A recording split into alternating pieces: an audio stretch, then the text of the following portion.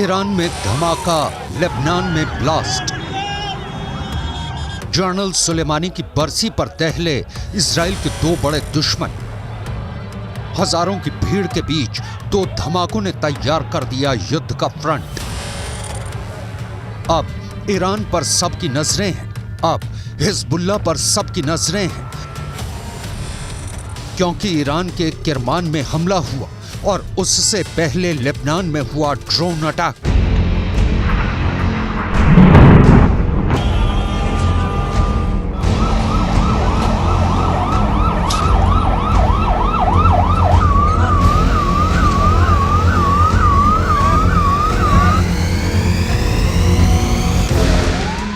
इस धमाके, इस आग, इस तबाही ने गाजा के बाद दूसरे युद्ध को दावत दे दी है।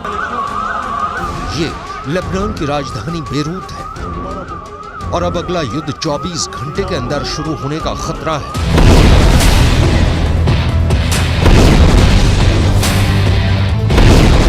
इसकी सबसे बड़ी वजह यह ब्लास्ट है, यह धमाका, यह अफरा तफरी। युद्ध का सायरन बजने लगा है। मौत का यह तांडव बता रहा है कि इजराइल ने अपने दुश्मन नंबर 2 को खत्म कर दिया है।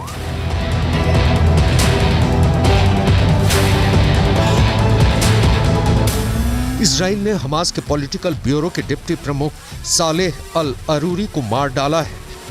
लेबनान के बेरूत में हुई ड्रोन स्ट्राइक में हमास के कई अधिकारी मारे गए हैं और इसमें सालेह अल अरूरी सबसे बड़ा नाम है।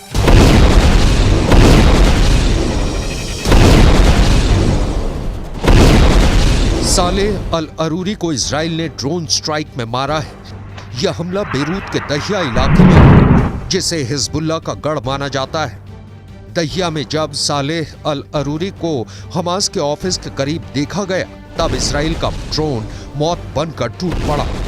इस हमले में सालेह अल अरूरी के साथ 5 और लोग मारे गए हैं, जो हमास के ही अधिकारी बताए जा रहे हैं। सवाल है कि क्या अरूरी की मौत का बदला अब सीधा युद्ध होगा, जिसमें बड़ी लड़ाई इजराइल और हिजबुल्लाह के बीच होगी। ऐसा युद्ध जिसमें इजराइल की तरफ होगा अमेरिका, जबकि हिजबुल्लाह की मदद करेगा ईरान।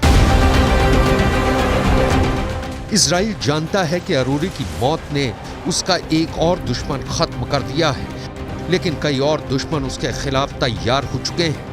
हमास के चीफ इस्माइल हानिया ने भी कह दिया है कि इजराइल को अरूरी के मर्डर की कीमत चुकानी होगी। والقامة الوطنية الكبيرة شهيد الشيخ صالح العاروري أبو محمد، نؤكد أن اغتيال الاحتلال الصهيوني للأخ القائد الوطني الكبير المجاهد। अरूरी की मौत से इजराइल के 3 बड़े दुश्मनों को बहुत जोरदार झटका लगा है। पहला झटका हमास को लगा है, क्योंकि सालेह अल अरूरी इस्माइल हानिया के बाद हमास में दूसरा सबसे बड़ा नाम था। दूसरा झटका ईरान को लगा है, क्योंकि सालेह अल अरूरी ने ही सीरिया में युद्ध को लेकर हिजबुल्लाह और ईरान के साथ आए मतभेद को दूर किया था। तीसरा बहुत बड़ा झटका हिजबुल्लाह को लगा है, क्योंकि इजराइल ने बता दिया है कि अब वो लेबनान की राजधानी बेरूत और हसन नसरल्लाह के गढ़ को टारगेट करने से पीछे नहीं हटेगा। इजराइल भी इसका असर जानता है, लेकिन अरूरी की मौत के बाद इजराइल ने कहा है कि उसका फोकस अब भी गाजा पर है। אנחנו במוכנות גבוהה לכל תרחיש. הדבר החשוב ביותר לומר הערב זה שאנחנו ממוקדים ונשארנו ממוקדים בלחימה בחמאס. בעזה सालेह अल अरूरी इसलिए बड़ा नाम था क्योंकि 7 अक्टूबर के हमले के बारे में जिन टॉप कमांडर्स को जानकारी थी, उनमें अरूरी का भी नाम था। सालेह अल अरूरी की मौत इसलिए भी हमास को परेशान कर रही है, क्योंकि अरूरी ने ही हमास के मिलिट्री विंग को तैयार किया था।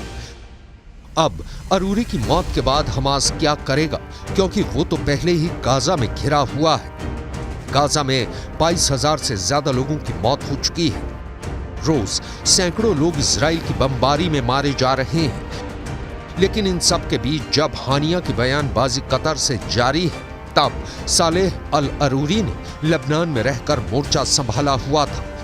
7 अक्टूबर को इजराइल पर हमास के हमले के बाद जब इजराइल ने गाजा में ग्राउंड ऑपरेशन चलाने की तैयारी की थी, तब 25 अक्टूबर को हिजबुल्लाह चीफ हसन नसरल्लाह के साथ अरूरी की एक मीटिंग की तस्वीर बहुत वायरल हुई थी। तब लग रहा था कि अरूरी ने हिजबुल्लाह को इजराइल के खिलाफ युद्ध छेड़ने के लिए राजी कर लिया है। सालेह अल अरूरी को लेकर नेतन्याहू हमेशा डरे हुए रहे हैं, क्योंकि वो जानते हैं कि हमास और हिजबुल्लाह का गठबंधन कितना बड़ा खतरा है। इस मीटिंग में 3 लोग थे, हमास के पॉलिटिकल ब्यूरो के उप प्रमुख सालेह अल अरूरी और साथ में फिलिस्तीनी इस्लामिक जिहाद के महासचिव जियाद नखालेह। इन दोनों ने लेबनान की राजधानी बेरूत में हिजबुल्लाह के चीफ हसन नसरल्लाह से मुलाकात की थी। इसके साथ ही हिजबुल्लाह ने लेबनान से लगे इजराइल के इलाकों में मिसाइलें दागनी शुरू कर दी थी। ऐसे कई हमलों में इजराइल के बहुत से सैनिक मारे गए और फिर इजराइल के जवाबी हमलों में हिजबुल्लाह के भी करीब 100 लड़ाकों की मौत हुई।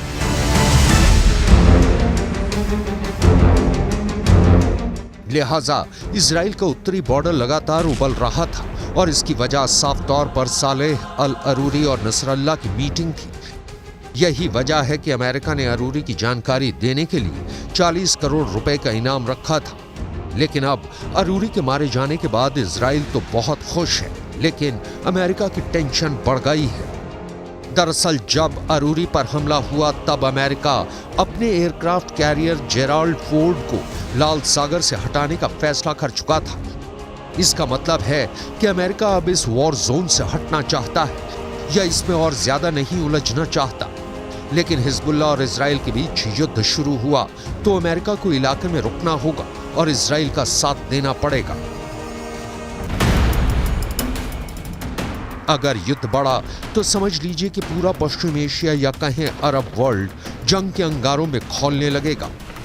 हजारों लाखों मौत होने का खतरा है, क्योंकि अब इजराइल ने मधुमक्खी का वो छत्ता हिला दिया है जो गाजा में हजारों लोगों और बच्चों की मौत के बावजूद शांत था।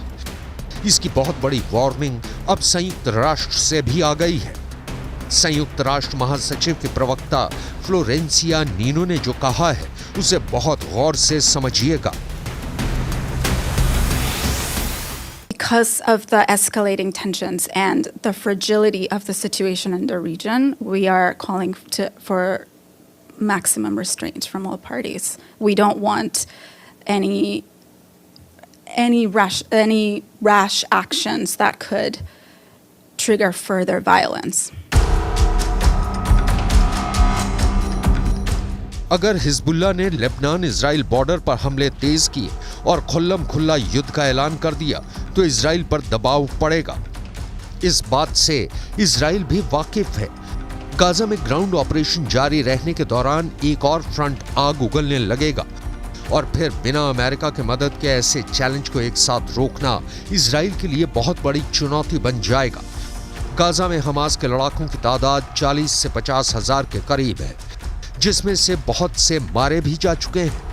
उत्तर की तरफ लेबनान में मिलिशिया हिजबुल्लाह की तादाद 1 लाख से ज्यादा है और ये सुपर एक्टिव है।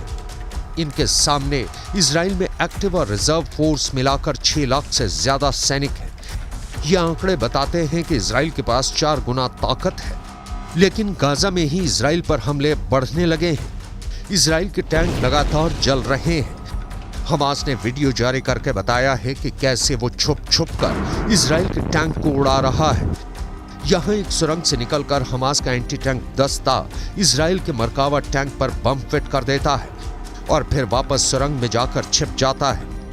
इस वीडियो में देखिए कैसे एक खिड़की के रास्ते हमास का एंटी टैंक दस्ता मरकावा टैंक पर यासीन रॉकेट से हमला करता है।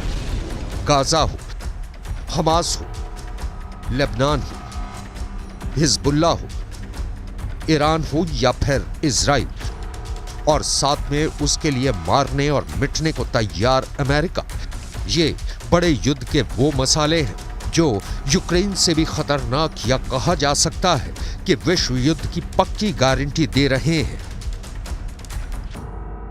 The General urges all parties to exercise maximum restraint and take urgent steps to de-escalate tensions in the region. I mean, he was very clear in that he's mentioned it that this continued fighting has the risk of a great miscalculation by multiple actors, and I think this is what we've been seeing in different parts of the region, sadly.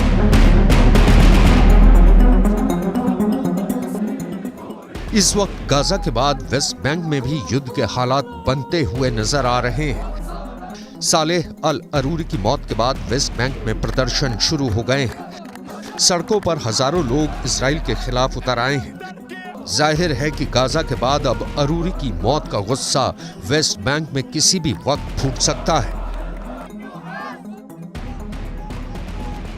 نعم